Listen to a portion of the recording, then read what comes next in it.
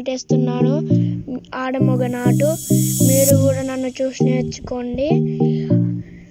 లాక్డౌన్లో నేను నేర్చుకున్న గన్లు వేయడం, నాటేయడం, ఆడమొగ నాట్లకు వేస్తున్నా. నేను లాక్డౌన్లో ఈ నాటు నేర్చుకున్నా. మీరు కూడా నాతో పాటు నేర్చుకోండి, గన్లు కూడా ఇవ్వండి. మీరు కూడా నాలాగా పైకి రావాలి.